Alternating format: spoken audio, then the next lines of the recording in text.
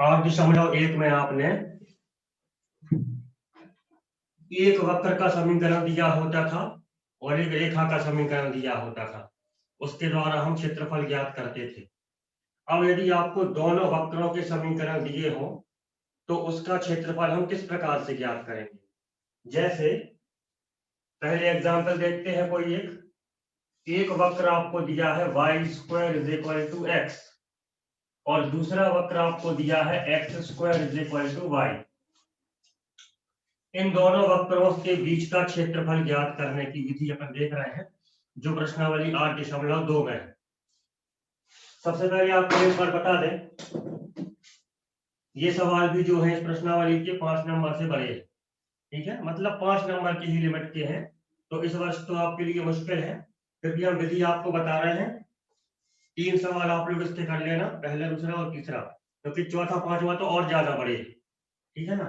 तो पहले अपन विधि देखें। अपने मन से हमने एक सवाल बनाया। दो वक्र आपको दिए हैं, इन वक्रों को आप सब पहचानते हो। ये एक परवलय है और ये भी एक परवलय है। तो पहले हम इसका चित्र बनाएंगे। ये परवलय है y² = x, इसका मतलब ये y अक्ष में नहीं बनेगा, तो ये ऐसे बनेगा। ये बन गया y² = x। दूसरा वक्र है x² = y, ये भी एक परवलय है जो कि x का वर्ग है, तो ये ऐसे बनेगा।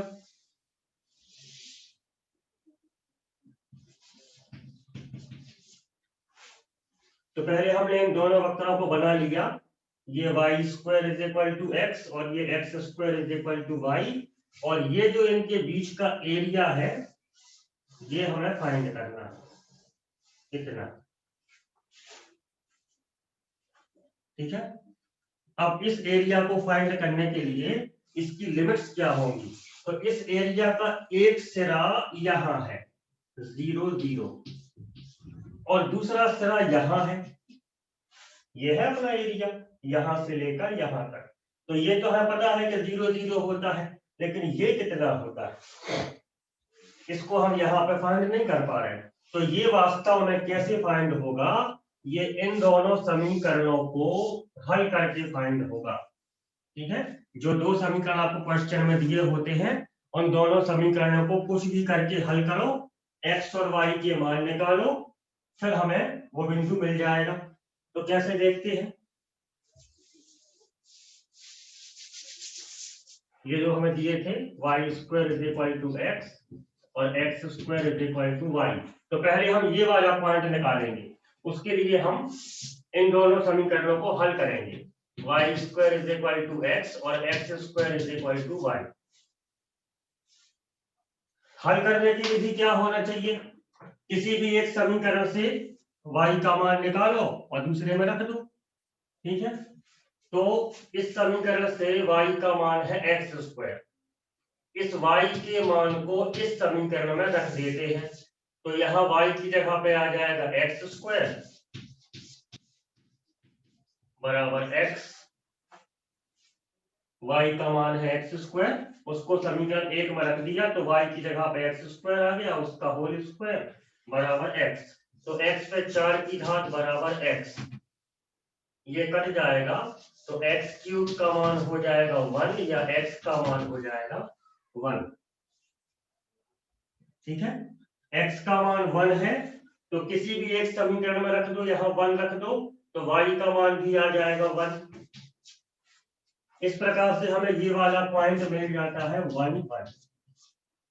ये आपको हर प्रश्न में निकालना पड़ेगा। ठीक है ना। कैसे देखो, दो वक्र आपको दिए थे, इनका हमने चित्र बनाया। ये पहला वक्र, दूसरा वक्र, इसके बाद इन दोनों के बीच का जो एरिया, जो दोनों के बीच का एरिया है वो ये है। इसकी सीमा यहां से लेकर यहां तक है। इस पॉइंट को तो हम पहचानते हैं, इसको नहीं पहचानते। तो ये वाला पॉइंट कैसे निकलेगा, इन दोनों समीकरणों को हल करके।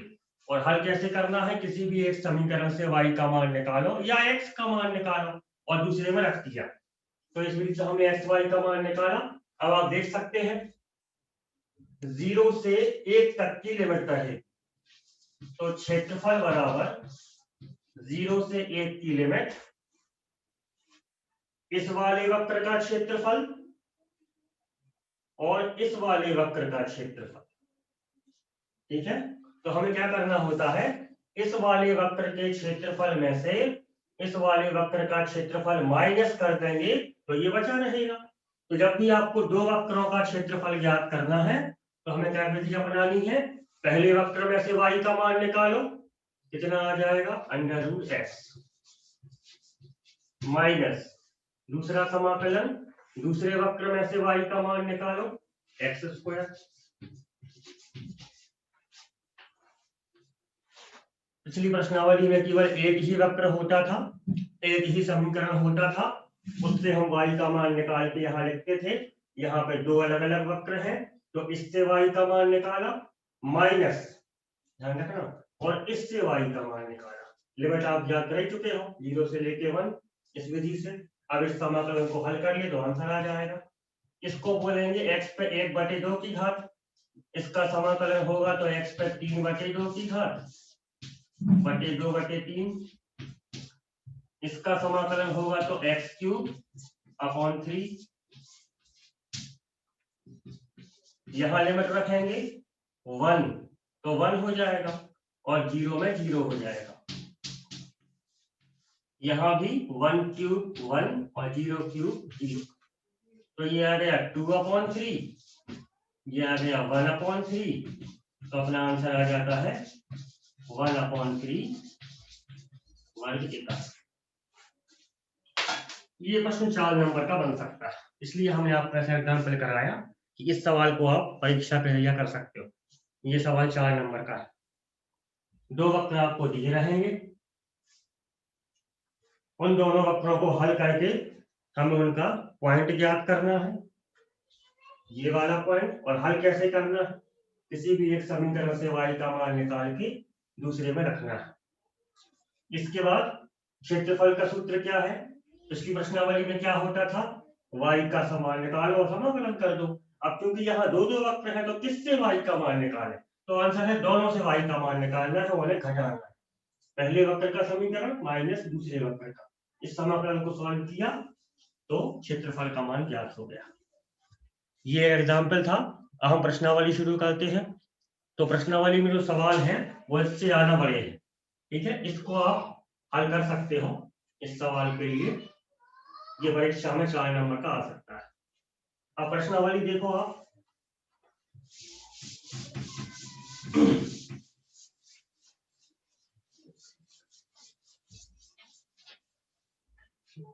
तीन सवाल करना है केवल आपके लिए, चौथा पांचवा तो और ज्यादा बड़े हैं।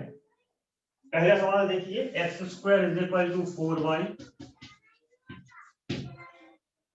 और 4x² + 4y² = 9। एक परवलय है, इसमें लिखा है परवलय और दूसरा वृत्त है। तो पहले हम चित्र बनाते हैं। ये परवलय है, x का वर्ग है, मतलब आप सबको पता है x में नहीं बनेगा, y अक्ष में बनेगा, ये परवलय हो गया। दूसरा वृत्त है, लेकिन वृत्त तो हमने ऐसा नहीं पढ़ा, वृत्त तो हमने पढ़ा है x² + y² = a²। ये तो अलग समीकरण है वृत्त का। हमने ये पढ़ा है कि वृत्त तो इस प्रकार का होता है ना। फिर ये 4 कहां से आ गए, सिंगल x² y² होना चाहिए वृत्त के समीकरण में। तो हम क्या करते हैं, इस 4 को कॉमन लेके इसके नीचे भेज देते हैं, तो समीकरण क्या बन जाएगा, यहाँ से 4 कॉमन लिया, इसके नीचे आ गया, तो ये वृत्त का सही समीकरण इस प्रकार से बन जाएगा x² + y² = 9/4। अब सही है वृत्त का समीकरण। तो ये एक वृत्त बनाना है, ये वृत्त बन गया, तो एक परवलय और एक वृत्त। अब इन दोनों के बीच का कॉमन एरिया कौन सा है, तो इसमें कहीं लिखा नहीं है कि प्रथम चतुर्थांश में निकालना है, इसलिए हमें ये वाला एरिया पूरा फाइंड करना है।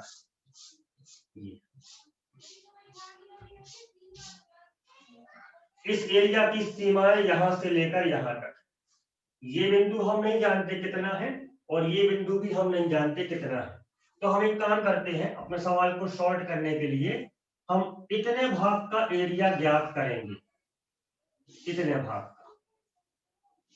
और आगे आपको पता है क्या करेंगे, सबको मालूम है।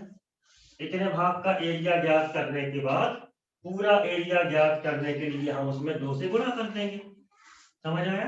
तो अपना उद्देश्य है इतने भाग का क्षेत्रफल ज्ञात करना। फिर से देखिए, ये परवलय, ये वृत्त, ये इन दोनों का कॉमन एरिया, यहां से लेकर यहां तक का एरिया ज्ञात करने से आसान ये है कि आप इस आधे भाग का एरिया ज्ञात कर लो और उसके उत्तर को डबल कर दो। तो हमें ये आधा एरिया ज्ञात करना है। ये तो इसकी सीमाएं, ये तो आपको पता है 0 0, ये वाला बिंदु और मिल जाए तो हमें सीमा मिल जाएगी 0 0 से कहां तक।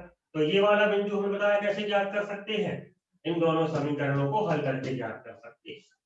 ठीक है, तो हम इन दोनों समीकरणों को पहले हल करते हैं। x² = 4y, और ये समीकरण जैसा था वैसे हम लिख रहे हैं पहले, इस प्रकार समीकरण आपको दिया था।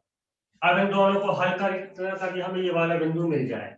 तो x² का मान 4y है, यहाँ पे इस समीकरण में x² का 4y लिख दो। तो यहाँ 4 × 4y + 4y² = 9। तो ये आ जाता है 4y² + 16y, ये 9 यहां से आ गया। ये एक वर्ग समीकरण है, इस वर्ग समीकरण को हल करेंगे।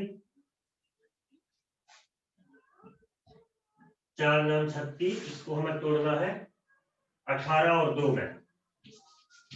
4y² + 18y - 2y - 9।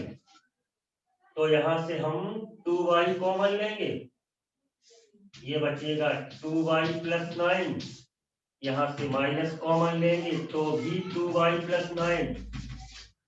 तो 2y + 9 और 2y - 9, सॉरी 2y - 1। इस समीकरण, इस कोष्टक को लेंगे तो y का मान नेगेटिव मिलेगा, और इस समीकरण को लेंगे तो y का मान 1/2 मिलेगा। इनमें से कौन सा मान ले सकते हैं हम? ये वाला पॉइंट ज्ञात करना, ध्यान रखना, इस वाले पॉइंट को ज्ञात करने में क्या y का मान ऋणात्मक हो सकता है? क्या यहाँ इस कोऑर्डिनेट में क्या y का मान माइनस में हो सकता है? आंसर नहीं हो सकता। ठीक है, तो हम ये वाला मान नहीं लेंगे, ये वाला मान लेंगे। तो अपने लिए y का मान क्या मिल गया? y का मान मिल गया 1/2। अब x का मान क्या है तो यहां रख के देख लो, y की जगह पे आ गया 1/2। तो x² का मान हो गया 2, मतलब x का मान हो गया √2। तो ये पॉइंट क्या बन गया? √2 1/2। ये समझ आया? फिर से, ये परवलय, ये वृत्त, यहां से लेकर यहां तक इसकी लिमिट है। इस बिंदु को हम पहचानते हैं, इसको नहीं पहचानते, उसके लिए हमने इन समीकरणों को हल किया। समीकरण 1 से x² का मान 4y समीकरण 2 में रख दिया, तो ये एक वर्ग समीकरण बन गया। उसको हमने तोड़ा, पहले समीकरण से y का मान -9/2 मिला। चाहे ये वाला बिंदु देखो, चाहे ये वाला बिंदु देखो, x का मान तो ऋणात्मक यहाँ पे होगा, लेकिन y का मान तो हमेशा पॉजिटिव होना है, तो ये वाला मान नहीं ले सकते। तो हमने y का मान ले लिया 1/2 और इस समीकरण में रखा, तो x² का मान 2 मिला, मतलब x का मान √2 मिला। अब आगे आपको पता है क्षेत्रफल बराबर 0 से √2 की लिमिट, पहले समीकरण से y का मान x²/4 माइनस दूसरे समीकरण से y का मान 9/4 माइनस x² का √। y का मान चाहिए है आपको, तो ये घटेगा, y² बराबर 9/4 x², y का मान √9/4 माइनस एक्स स्क्वायर। समीकरण 1 से y का मान माइनस समीकरण 2 से y का मान।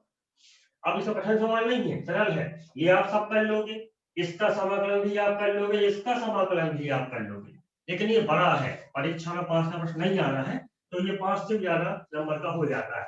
देखो इसको हल करते हैं। 1/4 कांस्टेंट है, एक्स क्यूब का समाकलन सबको पता है, एक्स स्क्वायर का x³ 3।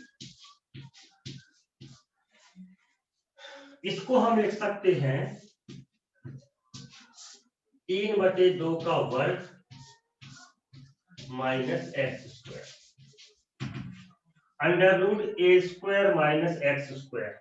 आप सबको इसका फॉर्मूला पिछली प्रश्नावली में आपने कई बार इसको यूज किया है। Under root a square minus x square का समाकलन होता है x/2 ज्यों का त्यों plus a²/2 sin inverse x/a। यहाँ पर a √3/2 है और x ही है, तो ये आ गया 1/12 x³। ये पहले से आ चुका था। यहाँ पे हम ये सूत्र लगाते हैं, तो x/2 ज्यों का त्यों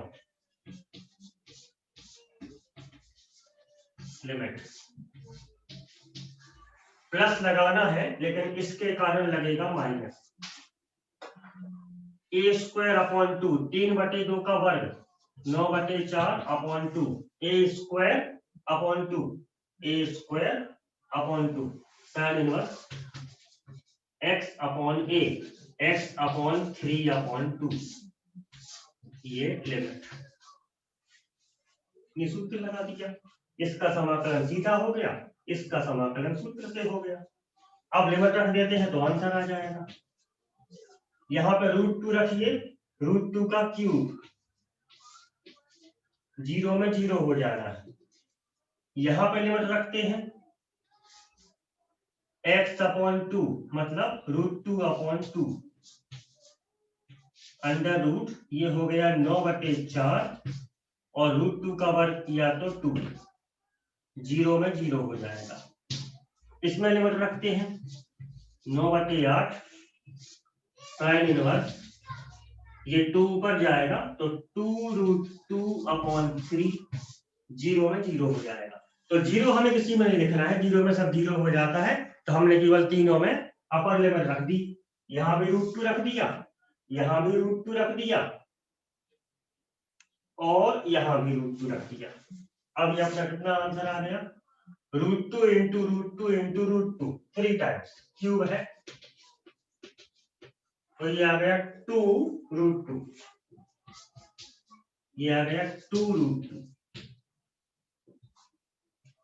ये √2/2 ये घट गया तो 1/4, इसको लघुत्तम लिया 9 और 8/4 मतलब 1/4 और इसका वर्गमूल है इसलिए 1/2। ठीक है, 9 - 8/4 मतलब 1/4, वर्गमूल के बाहर 1/2। और इसका हम कुछ नहीं कर सकते, sin इनवर्स 2√2/3। अब चाहो तो यहां खत्म कर दो, ये आंसर हो गया, या फिर चाहो तो इन दोनों में से √2 कॉमन लेके इसका लघुत्तम हो लो तो एक और नया आंसर बन जाएगा। ठीक है, इन दोनों में से √2 कॉमन लेंगे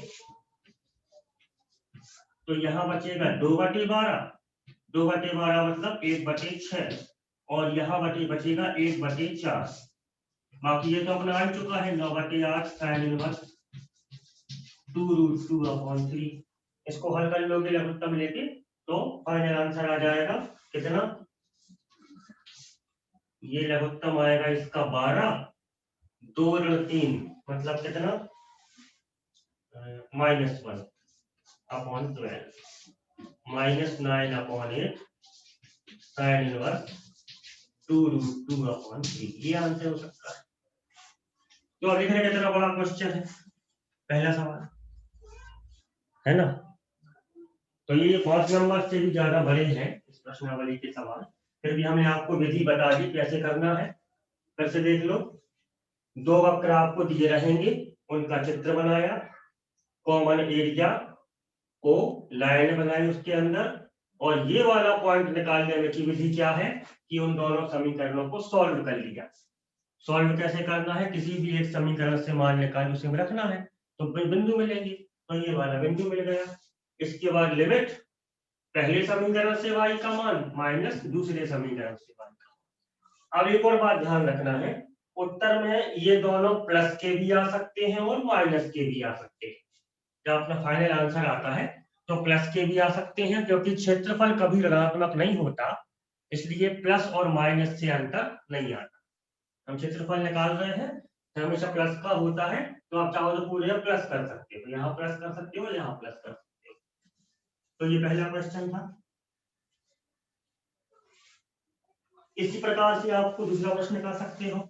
इसमें दोनों वृत्त दिए हैं, x minus 1 square plus y square, ये भी वृत्त के रूप का है और ऊंचा वृत्त है, तो दो वृत्त बना के उनके बीच का क्षेत्रफल ज्ञात करना है, तो उसको आप कर लेना। तीसरा हम बता दे रहे हैं आपको, तीसरा प्रश्न परीक्षा में 4 नंबर का बन सकता है, इसलिए वो हम बता रहे हैं। तो इस प्रश्नावली में जिस में हमने एग्जाम्पल कराया था वो कर लेना, एक्स स्क्वायर बराबर वाई और वाई स्क्वायर बराबर एक्स।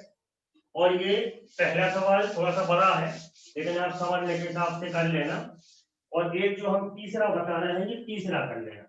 तो 3 सवाल प्रश्नावली में हो जाएंगे, बाकी और कुछ करने की आवश्यकता नहीं है। तीसरा देखो, y बराबर एक्स स्क्वायर प्लस 2, y बराबर x और x बराबर 3 से घिरे क्षेत्र का क्षेत्रफल ज्ञात कीजिए। y बराबर एक्स स्क्वायर तो हम जानते हैं ये परवलय है, y बराबर एक्स स्क्वायर परवलय है। प्लस 2 का मतलब क्या है, तो देखो प्लस 2 का मतलब क्या है, एक्स स्क्वायर है मतलब x में तो नहीं बनेगा, y में बनेगा। हम नॉर्मली परवलय को ऐसा बनाते हैं, ये ऐसा बनाते हैं, लेकिन ये प्लस 2 ये कहता है कि आप इस परवलय को, ये 0 है 1 2 यहां से बनाइए, ये इसको बोलेंगे y बराबर एक्स स्क्वायर प्लस 2। दो स्थान ऊपर से परवलय को बनाना है, याद रहेगा। ये है तो परवलय, लेकिन प्लस 2 का मतलब क्या है, दो स्थान ऊपर खिसका के बनाओ, तो ये परवलय बन गया। दूसरा y बराबर x, ये हम जानते हैं एक रेखा होती है, y बराबर x, तो किसी का भी वर्ग नहीं देना, x का ना y का, इसका मतलब वो एक रेखा है। और जब ऐसी रेखा हो तो हम इसको ऐसा बनाते हैं, ये बन गई y बराबर x की रेखा। और x बराबर 3 की कैसे बनती, सबको पता है कैसे बनती है, 0 1 2 3, ये बन गई x बराबर 3 की रेखा।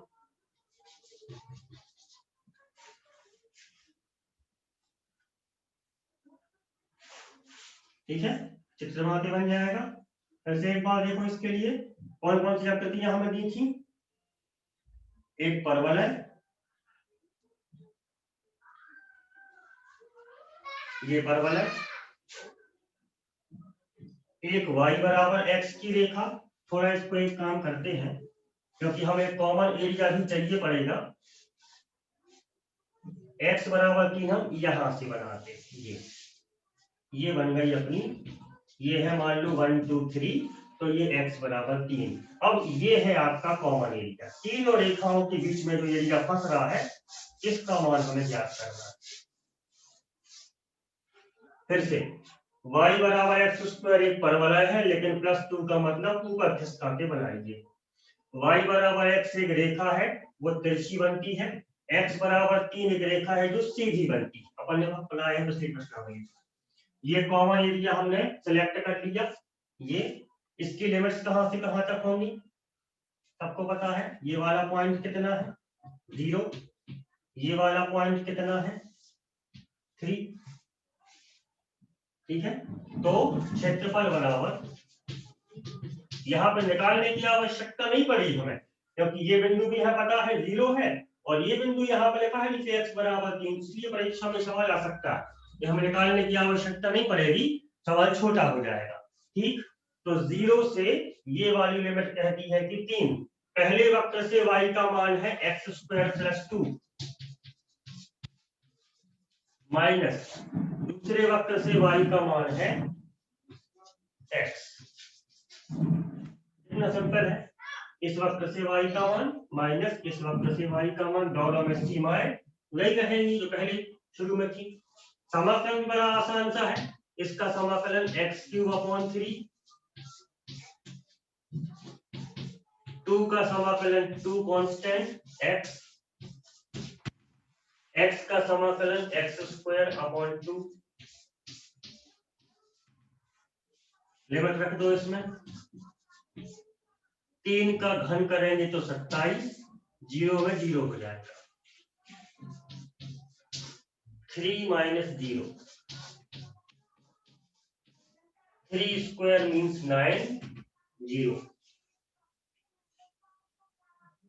तो ये आ गया 27 में 3 का भाग दिया तो 9, ये हो गया 6 और ये हो गया 9/2।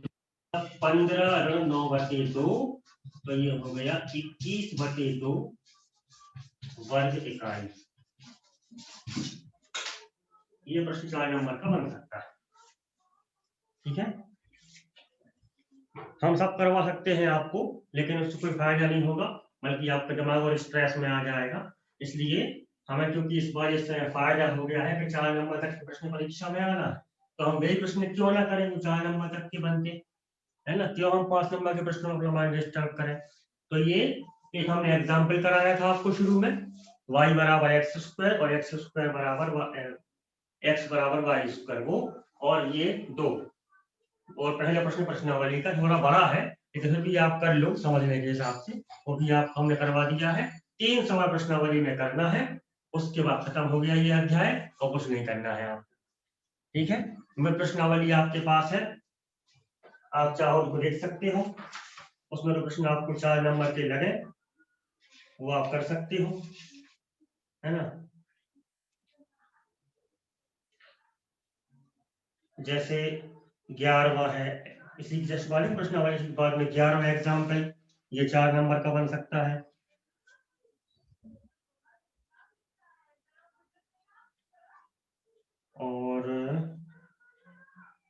और इसमें से कोई 4 नंबर का नहीं बनता दिख रहा हमें। हाँ, प्रश्नावली में पहला क्वेश्चन आप कर सकते हो, प्रश्नावली में से पहला क्वेश्चन सिंगल वक्र वाला है। दूसरा भी आप कर सकते हो, छोटा रहेगा। ठीक है, तीसरा भी आप कर सकते हो, ये भी छोटा रहेगा। और कोई नहीं करना इसमें से।